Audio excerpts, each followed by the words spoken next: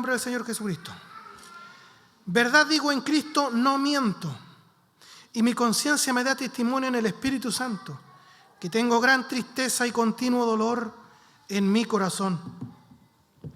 Porque deseara yo mismo ser anatema, separado de Cristo, por amor a mis hermanos, los que son mis parientes según la carne, que son israelitas, de los cuales son la adopción, la gloria, el pacto, la promulgación de la ley, el culto y las promesas, de quienes son los patriarcas y de los cuales según la carne vino Cristo, el cual es Dios sobre todas las cosas, bendito por los siglos. Amén. Veremos en estos versículos, no ahora solamente, sino que lo veremos de soslayo, como a vista panorámica, pero estaremos viendo en el capítulo 9 de Romanos lo que es conocido en teología como la doctrina de la soberanía de Dios en la elección. ¿Por qué el Israel étnico en su gran mayoría rechazó al Mesías prometido? Esa es una de las grandes preguntas que debemos hacernos, y Pablo se propone responderla. ¿Por qué el Israel étnico o físico en su gran mayoría rechazó al Mesías prometido y hasta el día de hoy lo siguen rechazando?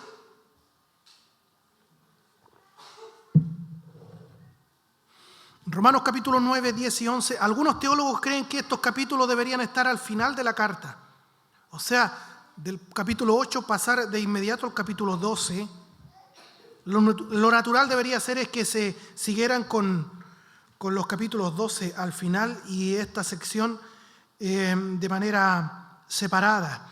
Pero debemos decir que estos capítulos 9, 10 y 11, que es una nueva sección, es un resultado natural de lo que Pablo ha venido exponiendo, especialmente desde el capítulo 5 al capítulo 8, que le da bastante tinta y tiempo a la seguridad que tenemos que tener de nuestra salvación. El énfasis en la seguridad que debe tener el creyente respecto de su salvación. Ahora, alguien podría preguntarle a Pablo, ¿cómo dices que el creyente puede y debe estar seguro de su salvación si el pueblo que Dios eligió de entre los otros pueblos, es a saber Israel, no ha creído al mensaje del Evangelio, han desechado al Mesías, a Jesucristo, y se hallan ahora destituidos de la gloria de Dios? Porque por un lado nos dice que tenemos que estar seguros de nuestra salvación. Debemos y podemos estar seguros de nuestra salvación, pero por este otro lado está el pueblo de Israel que desechó al Mesías prometido.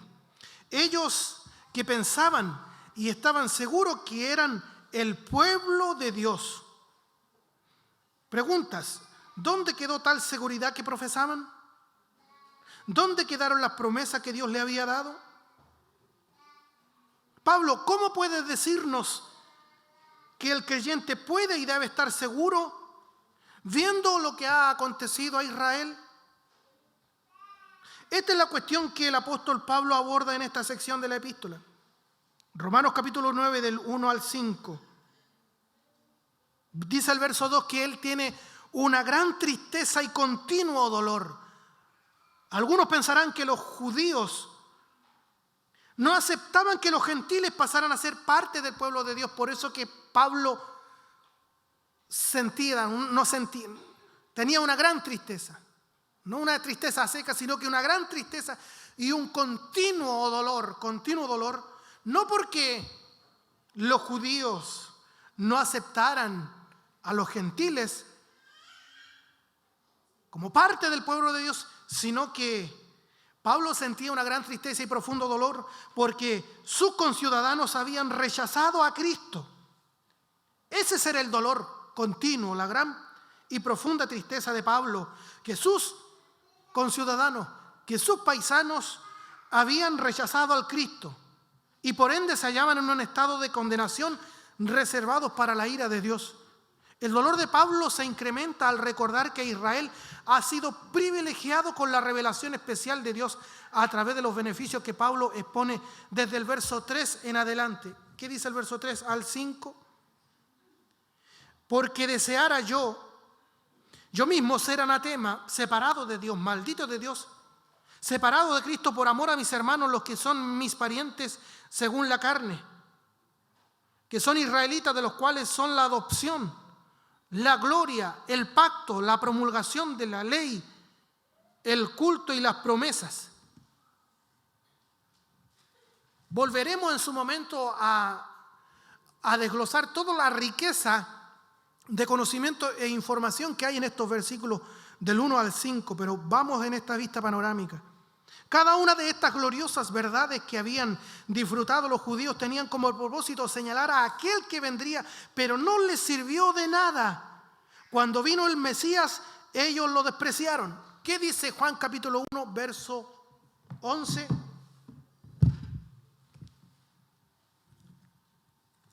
Juan capítulo 1, verso 11. A los suyos vino y los suyos no le recibieron. Los judíos no solamente despreciaron al Mesías prometido, sino que despreciaron a Dios mismo, porque Jesucristo es Dios encarnado. Si anda con un lápiz rojo, por favor, este es uno de los versículos que le parte la cabeza a una secta llamada los Testigos de Jehová. Si usted quiere debatir con uno de ellos, tiene que sí o sí tener en su retina, tener en su memoria Romanos capítulo 9, verso 5. Leámoslo, por favor. ¿De quiénes son los patriarcas?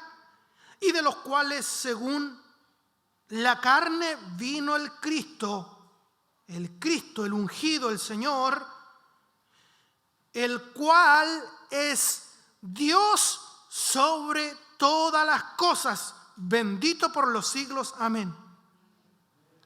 Este verso 5 está diciendo claramente que el Cristo, el Señor, es Dios sobre todas las cosas.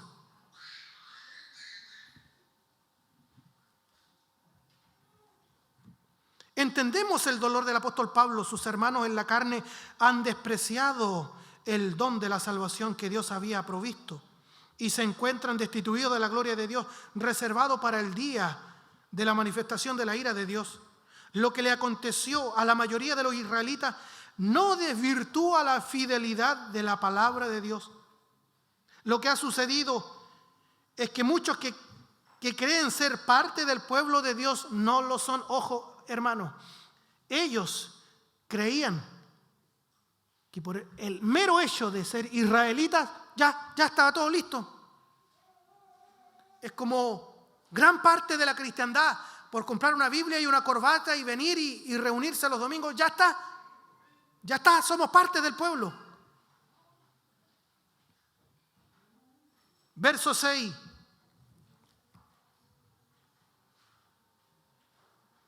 No que la palabra de Dios haya fallado, porque la palabra de Dios no falla, no ha fallado ni no fallará jamás, porque la palabra de Dios es más firme que los cielos y la tierra. Su palabra no pasará jamás, tendrá un fiel cumplimiento. Entonces, ¿qué pasa con Israel? Verso 6, no que la palabra de Dios haya fallado, porque no todos los que descienden de Israel son israelitas. Y esta es la tesis que comenzará a exponer o a desarrollar el apóstol Pablo, que está aquí en el verso 6. No todo el que desciende de Israel es israelita. Del verso 6 al verso 8, los israelitas se sentían orgullosos de considerarse hijos de Abraham. Hijos de Abraham. No que la palabra de Dios haya fallado, porque no todos los que descienden de Israel son israelitas, ni por ser descendientes de Abraham, son todos hijos. Mire, no, toma la palabra descendientes y la palabra hijos. ni por ser descendientes, dice el verso 7, de Abraham, son todos hijos, sino en Isaac te será llamada descendencia. Esto es, 2 puntos, no los que son hijos según la carne son los hijos de Dios, sino los que son hijos según la promesa son contados como descendientes. Y está haciendo una clara separación entre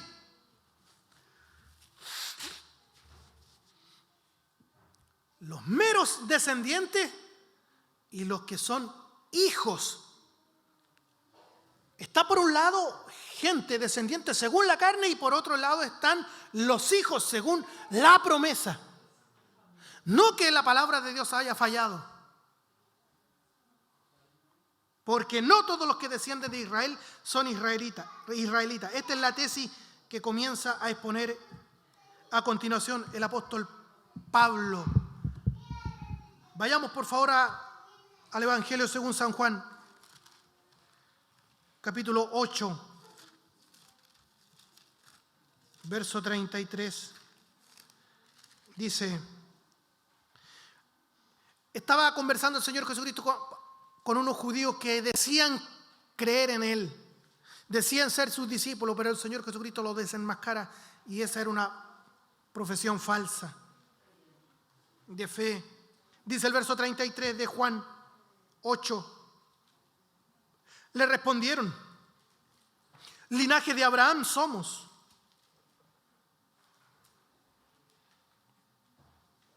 y jamás hemos sido esclavos de nadie.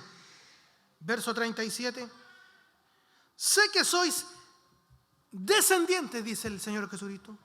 Sé que sois descendientes de Abraham, pero procuráis matarme, porque mi palabra no haya cabida en vosotros. Verso 39. Respondieron y le dijeron: nuestro padre es Abraham. Jesús le dijo: si fueseis hijo de Abraham, las obras de Abraham haríais. Y en el verso 44 le revela la verdad. Vosotros sois de vuestro padre el diablo, y los deseos de vuestro padre queréis hacer. ¿Qué dice Mateo 3? Del 7 al 9.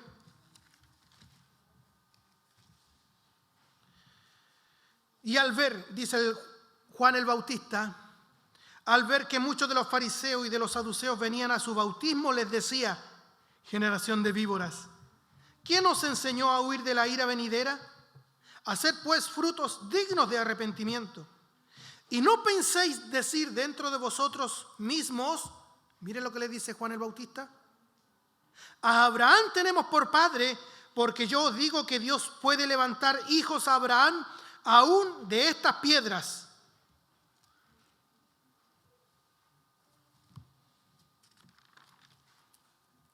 La Sagrada Escritura claramente enseñan que no por ser descendiente físico de Abraham se es su hijo, por lo tanto, receptor de las promesas divinas.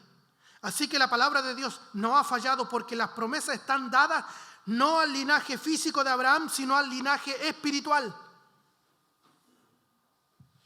Gálatas 3:7.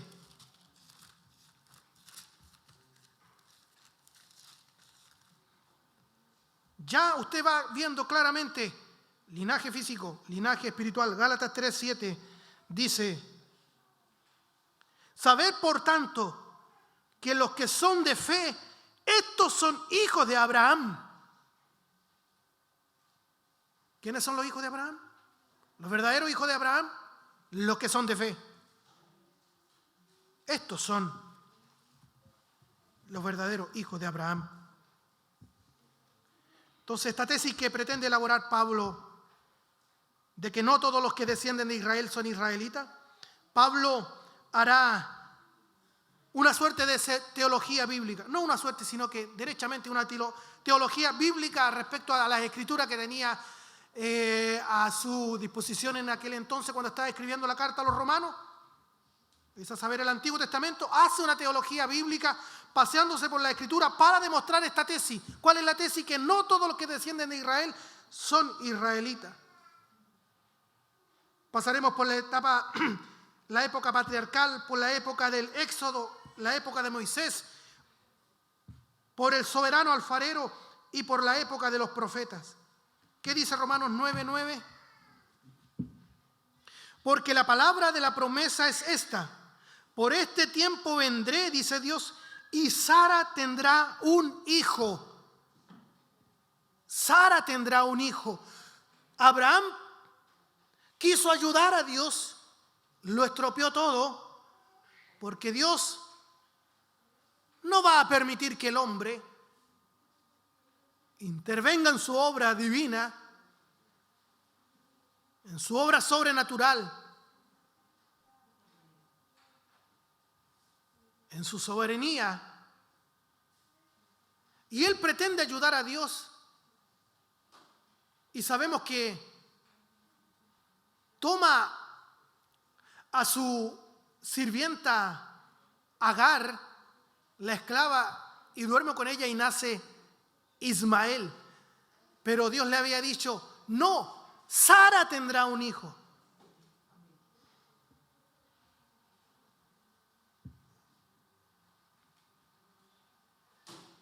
Vamos a Génesis capítulo 17.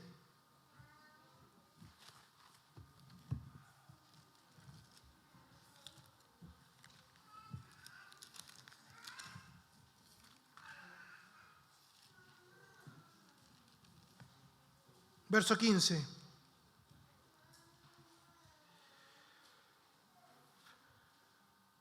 Dijo también Dios a Abraham: a Sarai tu mujer no la llamarás Sarai, mas Sara será su nombre, y la bendeciré.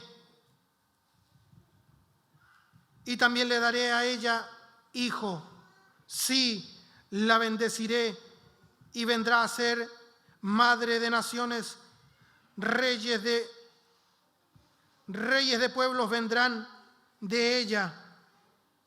Entonces Abraham se postró sobre su rostro y se rió. No solamente Sara se rió de la noticia, sino que también Abraham se rió y dijo en su corazón. Mire lo que dice Abraham en su corazón: a hombre de 100 años ha de nacer hijo, y Sara ya de 90 años ha de concebir. Y dijo Abraham a Dios. Mire, Abraham, cuando abre su boca, como decimos nosotros, la está embarrando. ¿Qué es lo que le dice Abraham a Dios?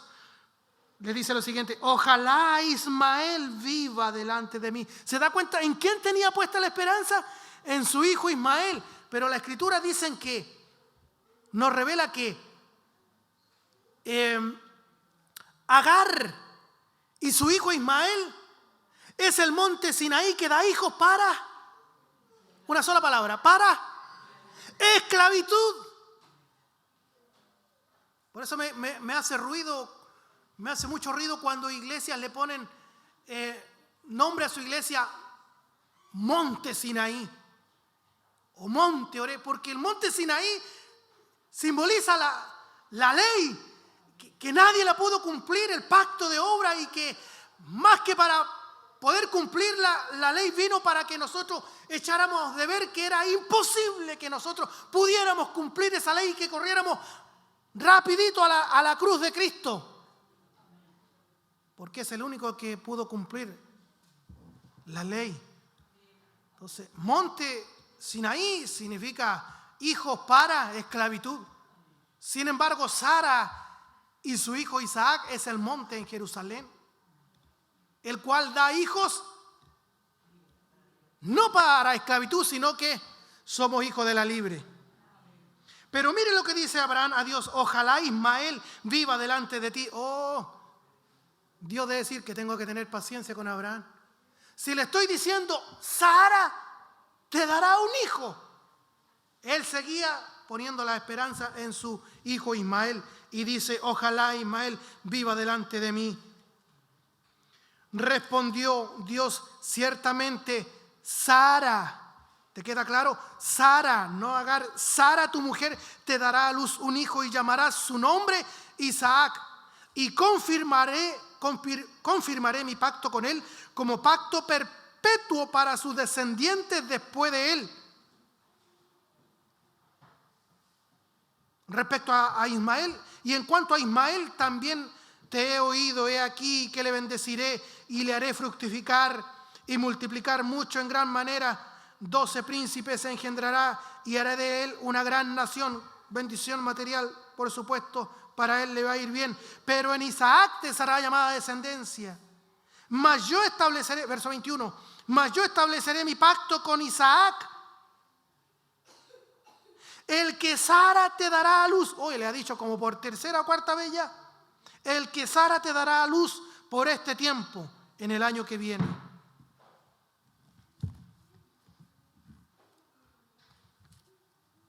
Lo que era imposible para el hombre, era imposible para Abraham. Y para Sara también, que tuvieran un hijo, para Dios es posible. Y esta es la enseñanza que dan estos dos hijos de Abraham, Ismael e Isaac. No se es poseedor de las promesas divinas, no se es parte del pueblo de Dios si Dios mismo no interviene y lo hace parte del pueblo de Dios.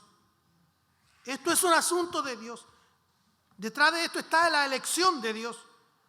Verso 7 de Romanos 9. Ni por ser descendientes de Abraham son todos hijos, sino en Isaac te será llamada descendencia. Génesis 21, 9. ¿Qué le dice Sara a Abraham? Expulsa a Agar tu sierva y a su hijo Ismael, porque ya estaban grandes, y Ismael perseguía a Isaac y le pegaba, lo maltrataba.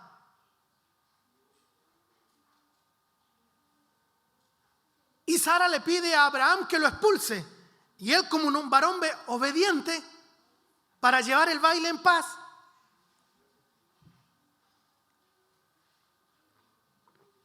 le obedece, le hace caso.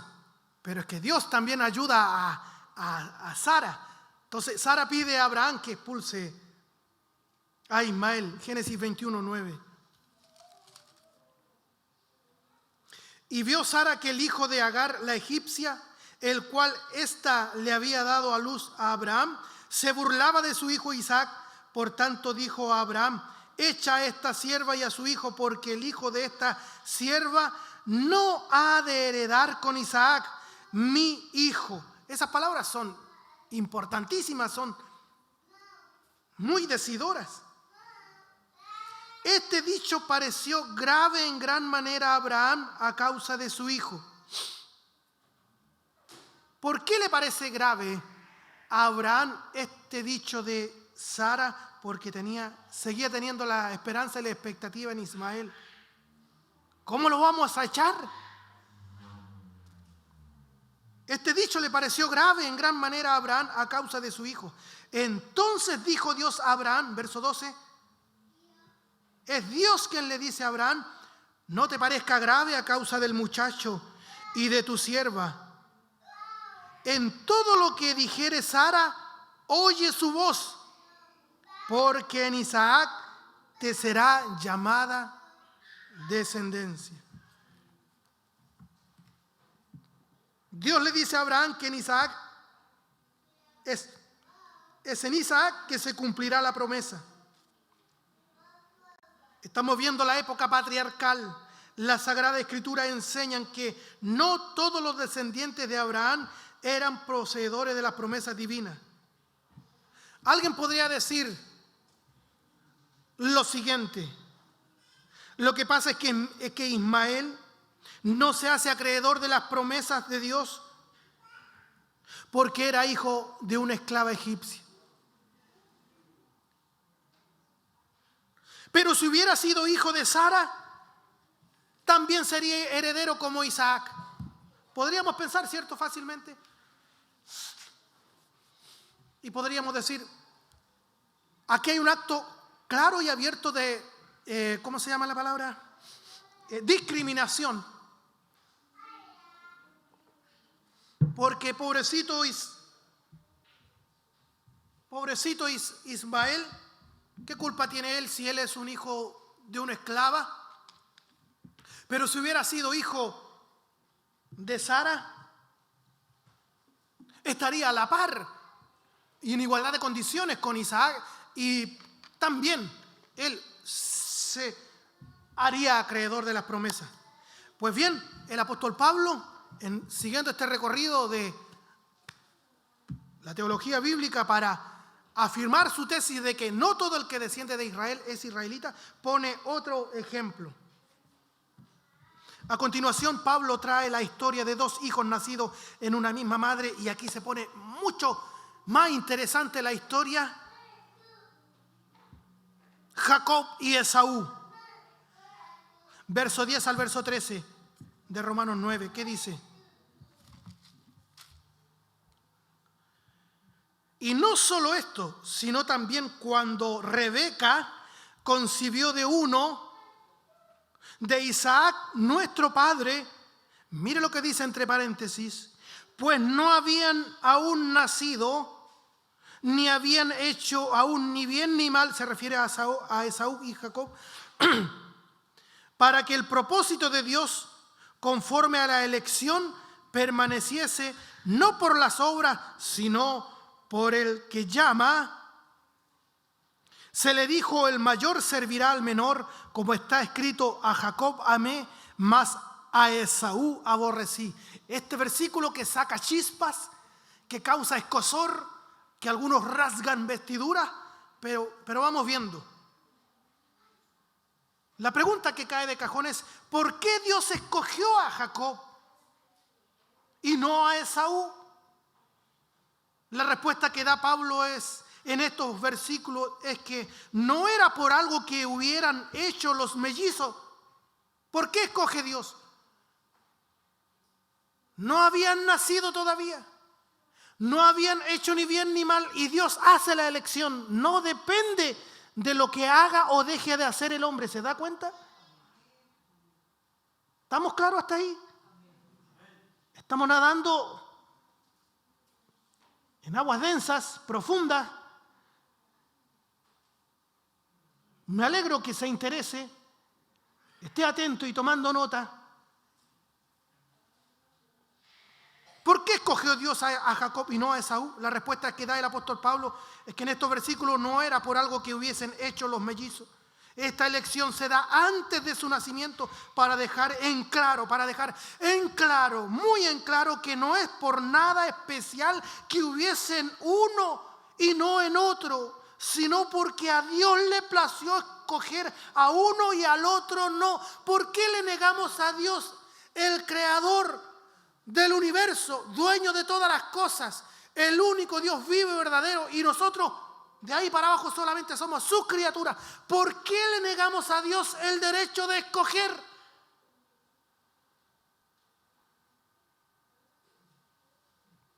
¿Qué dice Efesios 1?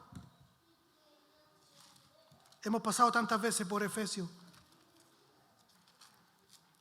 particularmente por Efesios 1, del 3 al 14, que aquí está el pacto de redención explicado.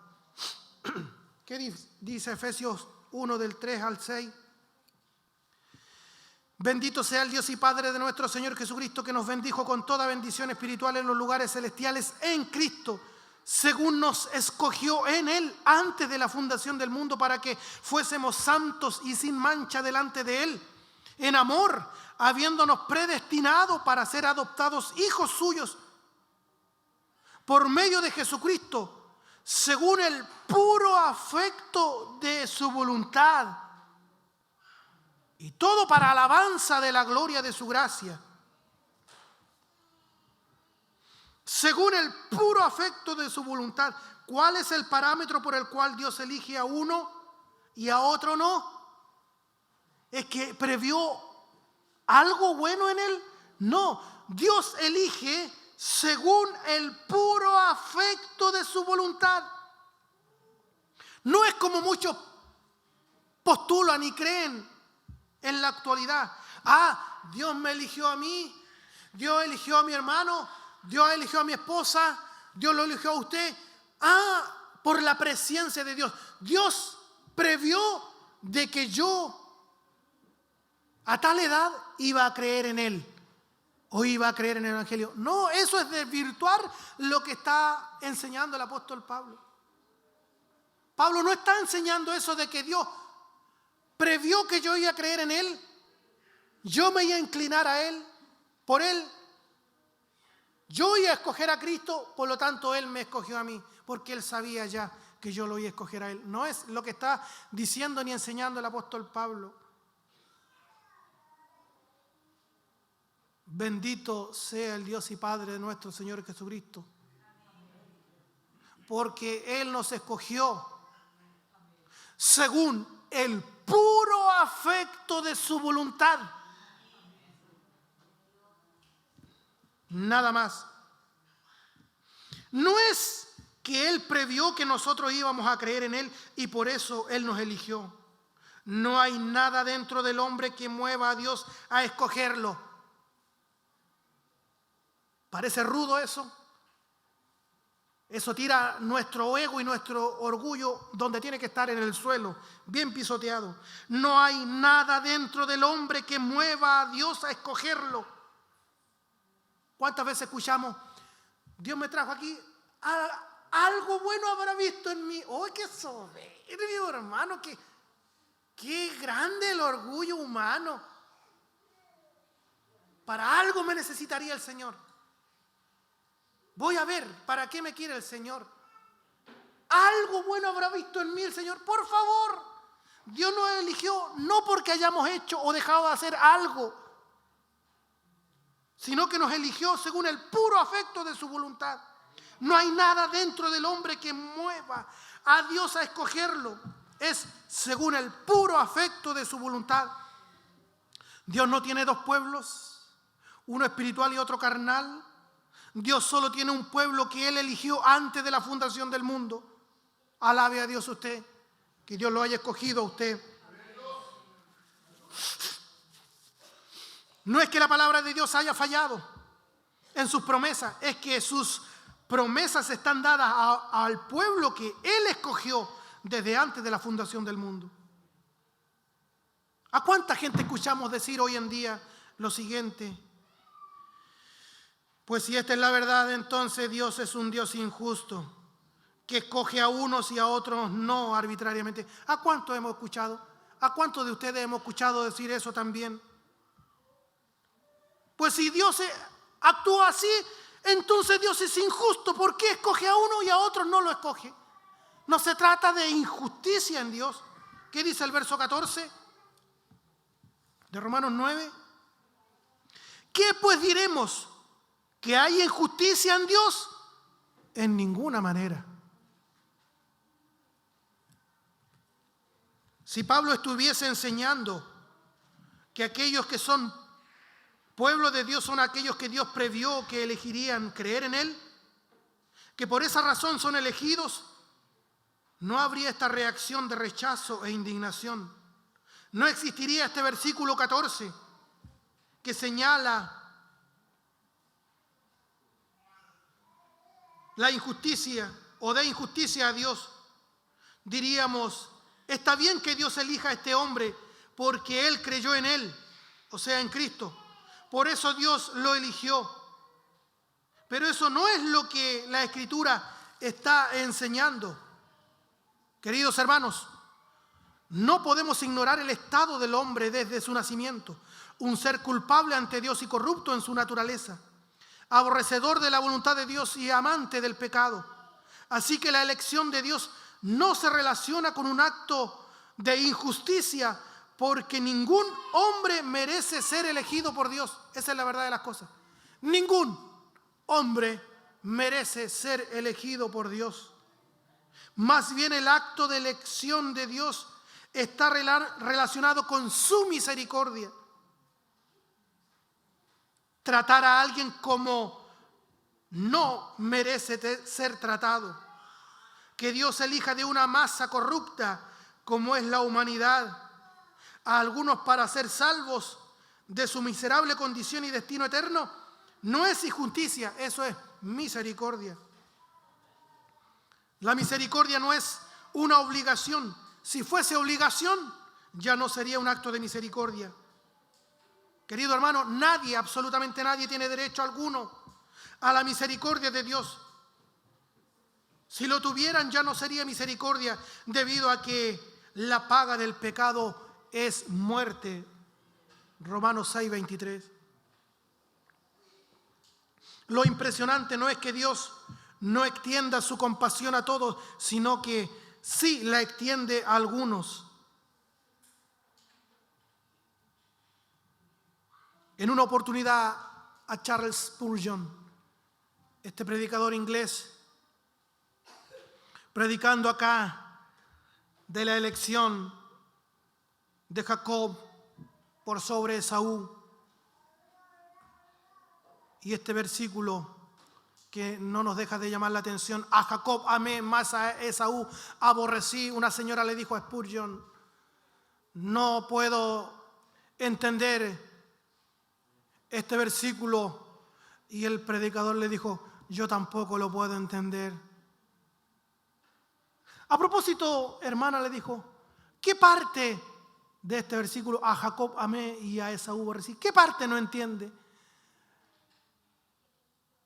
Y la mujer le dice: no entiendo cómo pudo aborrecer a Esaú. Spurgeon le dice: no, eso yo lo entiendo perfectamente. Entiendo perfectamente cómo Dios aborreció a Esaú. Spurgeon le dice: lo que no entiendo yo es cómo Dios pudo amar a Jacob. Ese es el punto. Nadie merece la misericordia de Dios. No enredemos los conceptos. Alguien podría decir, y de hecho pasa en la actualidad, muchos cristianos dicen: entonces si postulamos o creemos o abrazamos la doctrina de la elección de Dios, entonces estamos diciendo de que Dios es injusto. Dios no es injusto.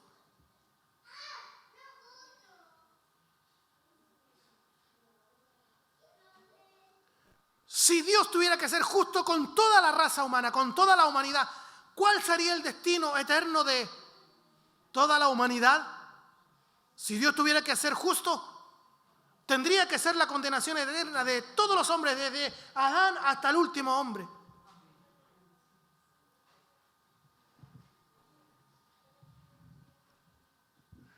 Dios no nos ha tratado con justicia a nosotros, nos ha tratado con misericordia.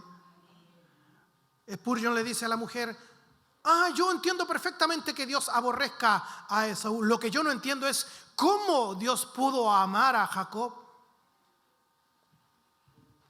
Usted conoce los pergaminos de Jacob, ¿cierto? ¿Qué significa su nombre? Usurpador, engañador, pillo, que engañó a su hermano. Tramposo. Por eso Spurgeon dice: no entiendo cómo Dios pudo amar a Jacob. Podríamos por extensión o parafrasear en esta noche: no entiendo cómo Dios pudo amar a Manuel. Ponga usted su nombre ahí. No entiendo cómo Dios pudo amar a este engendro, a mi hermano Pedro. Y usted también. ¿O se creía lo mejorcito de lo mejorcito? Sin embargo, Dios ha hecho una elección con usted. ¿Qué es lo que movió a Dios? No que haya visto algo bueno en nosotros, no. Sino que Dios nos eligió por el puro afecto de su voluntad. Algo movió a Dios a elegirnos. Nuestra mente es muy finita, somos criaturas. ¿Se da cuenta que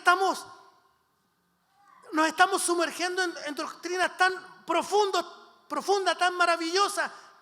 Hay algunos que quieren entenderla a las 1000 maravillas o al 100%. Eso sería entender la mente de Dios. Nosotros somos un puntito pequeñito dentro del universo que Dios ha creado.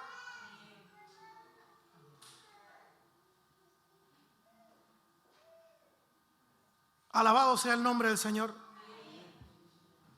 ¿Qué pasa en la época del Éxodo, en la época de Moisés? Romanos 9, del 15 al 16. Pues a Moisés dice: tendré misericordia del que yo tenga misericordia y me compadeceré del que yo me compadezca. Oiga, esto no es nuevo lo que está diciendo el apóstol Pablo. Verso 16: así que no depende del que quiere ni del que corre, sino de Dios que tiene misericordia. La elección, la misericordia que Dios dispensa a unos y a otros no era algo que Dios no hubiese enseñado. Por el contrario, era una característica que había revelado en torno a su ser, su glorioso derecho a mostrar misericordia a quien Él quiera. Repito, eso es demasiado importante. Dios, el único Dios vivo y verdadero, creador de todas las cosas, fuera de Él no hay Dios. El glorioso derecho de Dios a mostrar misericordia a quien Él quiera. Nadie le va a imponer nada a Dios. ¿Qué dice Éxodo 33? Del 18. Estamos en el contexto de que el pueblo había hecho el becerro de oro. Dios lo iba a destruir. Moisés intercede por ello. Ese es el contexto que dice el verso 18. Entonces dijo Moisés: te ruego que me muestres tu gloria. Y le respondió: yo haré pasar todo mi bien delante de tu rostro y proclamaré el nombre de Jehová, su persona, delante de ti. Y tendré misericordia del que tendré misericordia y seré clemente para el que seré clemente. Dios le enseña a Moisés el principio de su libertad. Esa es libertad de Dios, ese es su derecho de otorgar misericordia y clemencia a quien Él lo desee. Dios estaba en su derecho de dejar a toda la humanidad en su estado caído, irse a una condenación eterna. Su justicia así lo exige, pero su misericordia expresa su amor para con sus elegidos, aquellos que le plació elegir por su sola voluntad. ¿Qué pasa con aquellos que Dios no eligió? Aquellos que Dios no eligió no reciben de parte de Dios injusticia. No se me pierda. No es que sea Dios injusto. ¿Qué pasa con los que Dios no eligió? No reciben de parte de Dios injusticia, que es la calumnia que se dice a la doctrina de la elección y la predestinación. Esa calumnia siempre ha tenido la doctrina de la elección y la predestinación. Esa es la calumnia que tiene que cargar estas doctrinas, de que Dios es injusto. Al que no lo eligió es injusto, entonces no. Aquella persona que Dios no elige no recibe de parte de Dios injusticia, sino todo lo contrario, reciben de parte de Dios su justicia. Al que Dios no ha elegido, seguirá su rumbo a la condenación. ¿Y qué recibirá al final de los días? ¿Injusticia de Dios o la justicia de Dios? Dios le dará lo que Él merece. Dios actuará con justicia a la condenación eterna. Entonces hay un grupo de personas a quien Dios le dispensa su misericordia a sus elegidos. Ahí está usted y estoy yo. Alabado sea Dios. Y hay otro grupo al cual Dios dispensa su justicia, pero nunca Dios a nadie le reparte injusticia. Algunos reciben misericordia, otros reciben justicia, pero nadie recibe de parte de Dios injusticia. Veamos el ejemplo de Faraón. Romanos 9, 17 al 18. Para graficar el ejemplo de Faraón. 17 y 18. Porque la Escritura dice a Faraón: para esto mismo te he levantado, para mostrar en ti mi poder y para que mi nombre sea anunciado por toda la tierra. De manera de quien quiere tiene misericordia y al que quiere endurecer, endurece. Alguien piensa y dirá, ¿por qué Dios es malo? ¿Por qué actúa así con Faraón? ¿Por qué dice la Escritura que Dios endurece a Faraón? Como que Faraón, nos olvidamos que Faraón era una blanca paloma. Faraón no era una blanca paloma. Faraón había doblegado las labores al pueblo de Israel, ¿cierto? Más ladrillo. Ya no le daba la paja para que hicieran los adobes, sino que ellos tenían que ir de madrugada a traer la paja para hacer el adobe, y doble porción. ¿De ese faraón estamos hablando?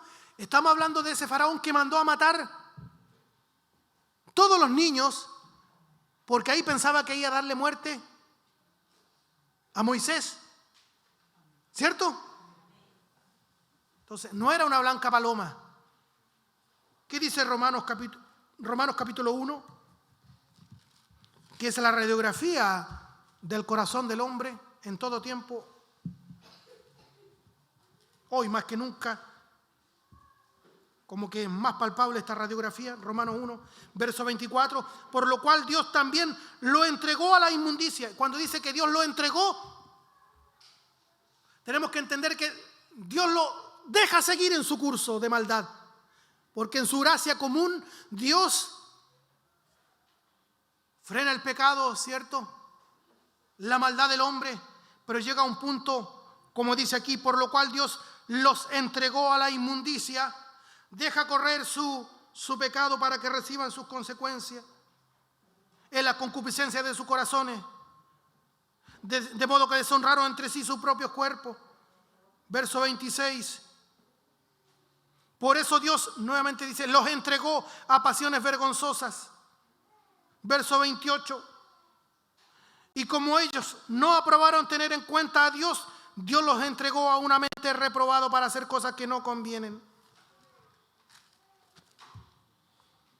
El refutador de Pablo, recordemos que Pablo usa un recurso gramático llamado diatriba, que es un refutador, ¿cierto? ¿Cómo se llama? Debate, un debatidor en un debate. Nos pone en un escenario, ¿cierto? Él va respondiendo y como que hay un hombre imaginario que le está rebatiendo. Ese se llama diatriba. Entonces el refutador de Pablo, acorralado por la Sagrada Escritura, porque Pablo está demostrando la elección por la Sagrada Escritura, que no todo el que desciende de Israel es israelita. El refutador, acorralado por la Sagrada Escritura, que claramente ha mostrado que no por un derecho de linaje físico se es beneficiario de las promesas divinas, que no todo el que desciende de Israel es israelita, sino que solo aquellos a los cuales Dios ha decidido mostrar su misericordia desde antes de la fundación del mundo. Este refutador tira su último recurso.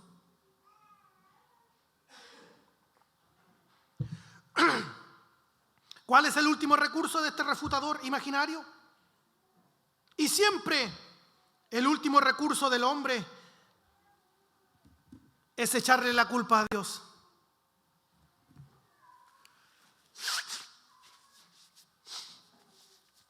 ¿Cuál es el último recurso del hombre? Echarle la culpa a Dios. Como Adán en el Edén, la mujer que tú me diste, tú tienes la culpa. ¿Para qué me la diste esta mujer? ¿Cierto? Verso 19 de Romanos 9. Pero me dirás, ¿por qué pues sin culpa? Porque ¿quién ha resistido a su voluntad? El hombre es un experto evasor de su responsabilidad. La humanidad no es un grupo de personas en un estado neutral, sino en un estado de miserable condición pecadora, amantes de sí mismos, aborrecedores de la voluntad de Dios. Señalar a Dios como injusto por llevar a cabo su juicio es olvidar el estado de enemistad del hombre contra Dios, de su brazo levantado contra Dios. Por eso el apóstol Pablo entra a señalar la soberanía de Dios en su elección. Por eso el apóstol Pablo entra a señalar su soberanía, la soberanía de Dios en su elección. Y lo hace con una figura para los judíos que era muy familiar. Y entramos al punto 3, que es la figura del alfarero. Romanos 9 del 20 al 24. Más antes, oh hombre, tiene su Biblia abierta, ¿cierto? Romanos 9, 20. El apóstol Pablo está diciendo, inspirado por el Espíritu Santo, más antes, oh hombre, no te olvides nunca de que eres un hombre y estás altercando contra Dios, te quieres meter en la mente y en el corazón de Dios. No, tú eres un miserable gusano, eres un hombre más, oh hombre, ¿quién eres tú para que alterques con Dios? Dirá el vaso de barro al que lo formó, ¿por qué me has hecho así? ¿O no tiene potestad el alfarero sobre el barro para hacer de una misma masa un vaso para honra y otro para deshonra? ¿Y qué si Dios, queriendo mostrar su ira y hacer notorio su poder, soportó con mucha paciencia los vasos de ira preparados para destrucción? Y para hacer notoria la riqueza de su gloria, las mostró para con los vasos de misericordia que Él preparó de antemano para gloria, a los cuales también ha llamado, esto es a nosotros, no solo de los judíos, sino también de los gentiles. En ninguna parte de la Escritura se sugiere que Dios tiene derecho a crear seres pecaminosos con el fin de castigarlos, sino más bien que tiene derecho a ocuparse de los seres pecaminosos según su buena voluntad, ya sea para perdonarlos o para castigarlos. Recordemos que no hay injusticia en Dios. ¿Quién eres tú, oh hombre, para que alterques con Dios? Dirá el vaso de barro al que lo formó, ¿por qué me has hecho así? ¿O no tiene potestad el alfarero? ¿Quién es el alfarero? Dios. ¿Tiene potestad el alfarero para hacer de la misma masa un vaso de honra y otro para deshonra? ¿Por qué si usted con el simple, hoy día escuchaba en la escuela dominical, en la clase de voluntarios, ¿por qué usted cuando va a la verdulería o a la feria escoge y tiene esa facultad de escoger el mejor tomate, el mejor plátano, ¿cierto? La mejor verdura, va a la carnicería, pide el mejor corte o a la pescadería y tiene el pescado encima y el que le va a vender el pescado le dice, no, pero aparte ese, quiero ese. Usted tiene, ¿cierto? ¿Cómo no, señor? Porque usted está eligiendo, está comprando, ¿cierto? Si en algo fútil, en algo cotidiano, algo tan terreno como elegir una papa para cocinar, nosotros conservamos esa facultad. ¿Por qué queremos robarle a Dios? ¿Por qué queremos desconocer a Dios, que es dueño y creador de todas las cosas, su derecho a elegir? ¿Quién eres tú, hombre o mujer, para que alterques contra Dios? Él es el alfarero. Alabe usted a Dios que ha hecho de usted un vaso de honra.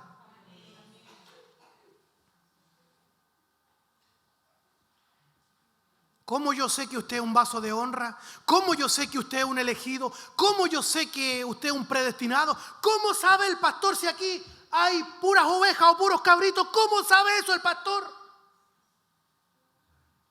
¿Cómo sabe el pastor si el que tiene al fulano que tiene al frente es un elegido, es un predestinado, es una nueva criatura? ¿Sí o no? ¿Cómo lo sabe el pastor si no está viendo su corazón?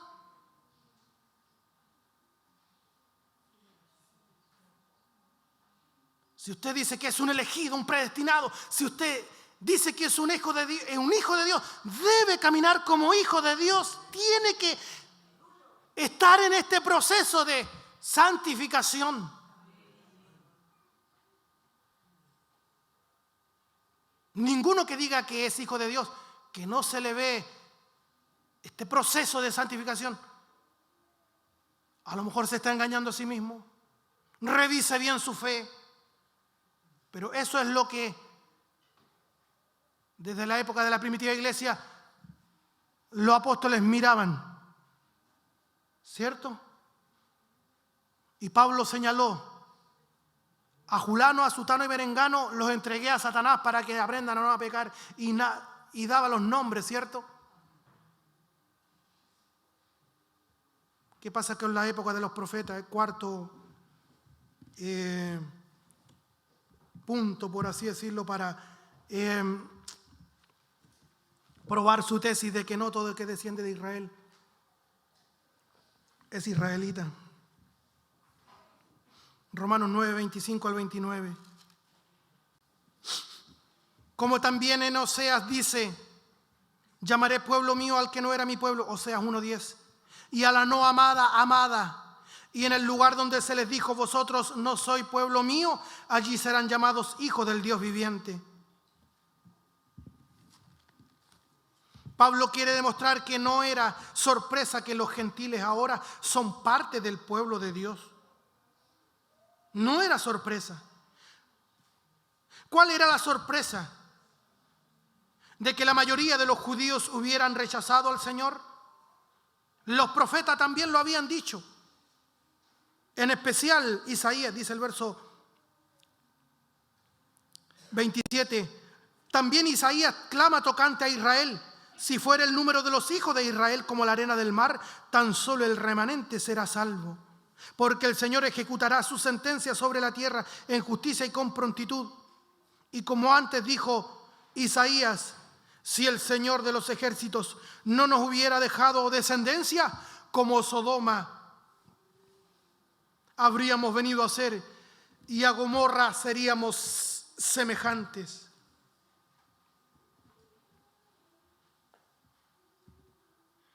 ¿Cuál era la sorpresa de que la mayoría de los judíos hubiesen rechazado al Señor? Los profetas también lo habían profetizado. Si no es por la acción de Dios, ni un remanente hubiese quedado, ni siquiera un remanente pequeño. Si Dios no interviene, no hubiera quedado nadie.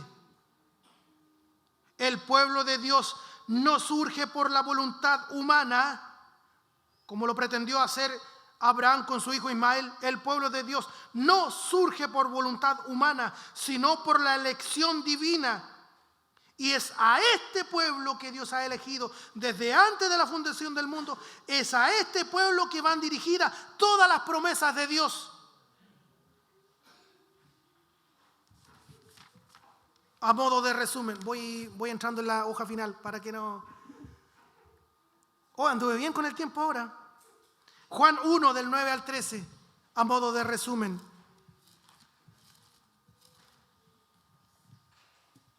Aquella luz verdadera que alumbra a todo hombre venía a este mundo. En el mundo estaba y el mundo por él fue hecho, pero el mundo no le conoció. Verso 11, a los suyos vino y los suyos no le recibieron. Mas a todos los que le recibieron, ahí está la responsabilidad del hombre, ojo, mas a todos los que le recibieron, a los que creen en su nombre, les dio potestad, les dio derecho de ser hechos hijos de Dios, los cuales no son engendrados de sangre, ni de voluntad de carne, ni de voluntad de varón, sino de Dios.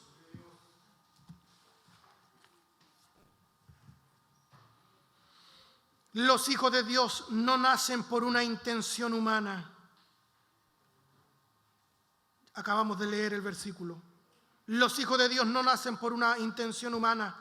Es un regalo divino y ellos depositan su fe y confianza en el Señor Jesucristo.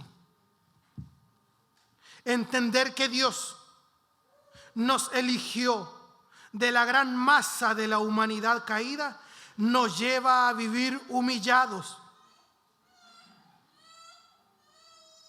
Repito eso. Entender que Dios nos eligió de la gran mayoría, de la gran masa de la humanidad caída, nos lleva a vivir humillados, nos lleva a vivir agradecidos, nos lleva a vivir entregados en amor. pero también creciendo en santidad, porque deseamos ser agradables a Dios como respuesta a su inexplicable misericordia con nosotros. La soberanía de Dios en la elección y predestinación no disminuye la responsabilidad humana. Desde Romanos 9:30, desde Romanos capítulo 9, verso 30, hasta los primeros versículos del capítulo 11, Pablo hablará de la responsabilidad humana. Cómo el evangelio le fue predicado a Israel étnico y ellos lo desecharon. Hemos hablado en otras ocasiones de estas dos grandes doctrinas, de estas dos grandes verdades. Con esto termino. Por un lado está la soberanía de Dios. Es Dios quien elige. Es Dios quien predestina. Él es el alfarero. Y por otro lado está la responsabilidad del hombre de venir a Cristo en arrepentimiento y fe. Muchos dicen, es que la doctrina de la predestinación y la elección desincentiva el evangelismo. No. Nosotros no sabemos quiénes son los elegidos. Nosotros no sabemos quiénes son los predestinados. La orden del Señor a nosotros es ir y predicar su santo evangelio. El que en él creyere será salvo. Mas el que no creyere ya ha sido condenado. Por eso no se quede usted con esto. El pastor está enseñando que es Dios quien elige, por lo tanto él sabrá. No, usted tiene una responsabilidad. Si en esta noche Dios toca su puerta por el Espíritu Santo, lo está redarguyendo de pecado, usted tiene que venir a Cristo en arrepentimiento y fe. Si cree en Cristo, se salva. Si rehúsa creer en Él, la condenación está sobre usted. La soberanía de Dios en la elección y predestinación no disminuye la responsabilidad humana. Desde Romanos 9:30 hasta los primeros versículos del capítulo 11, Pablo hablará de la responsabilidad humana. Cómo el evangelio le fue predicado a Israel étnico y ellos lo despreciaron. Gloria a Dios para siempre. Pero me dirás tú, ¿por qué pues sin culpa? ¿Quién ha resistido a su voluntad? Mas antes, oh hombre, ¿quién eres tú para que alterques con Dios? Dirá el vaso de barro al que lo formó, ¿por qué me has hecho así? ¿O no tiene potestad el alfarero sobre el barro para hacer de la misma masa un vaso para honra y otro para deshonra? Alabemos a Dios en esto, que de toda la masa podrida, leudada, contaminada por el pecado, Dios haya estirado su mano y haya tomado de esa masa inútil, corrompida, y haya querido hacer con usted y conmigo un vaso de honra. Mire el estado pasivo del Señor. Dice verso 22, ¿y qué? Si Dios, queriendo mostrar su ira y hacer notorio su poder, soportó con mucha paciencia los vasos de ira preparados para destrucción. Está en un estado pasivo allí el Señor en este verso 22. Soportó con mucha paciencia los vasos de ira preparados para destrucción. Y el verso 23, vemos a Dios actuando. Y para hacer notorias las riquezas de su gloria, las mostró para con los vasos de misericordia. Usted y yo somos vasos de misericordia que Él preparó de antemano para gloria. ¿Quiénes componen todos estos vasos de honra, todos estos vasos de misericordia? ¿Para quiénes son las promesas? Para el Israel de Dios. ¿Quiénes componen este pueblo? verso 24, a los cuales también ha llamado, esto es, a nosotros, no solo de los judíos, sino también que de los gentiles, como también Oseas dice: llamaré pueblo mío al que no era mi pueblo, y a la no amada, amada. Y en el lugar donde se les dijo: vosotros, fuera de aquí, estoy parafraseando, fuera de aquí, vosotros no sois pueblo mío, allí serán llamados hijos del Dios viviente. Entender que Dios nos eligió de la gran masa de la humanidad caída, nos lleva a vivir una vida de mucha humildad, humillados, agradecidos, entregados en amor a Dios, creciendo siempre en santidad, porque deseamos serle agradable a Dios como respuesta a su inexplicable misericordia con todos nosotros. Gloria a Dios para siempre. Dios bendiga su palabra en nuestros corazones. Hoy hemos visto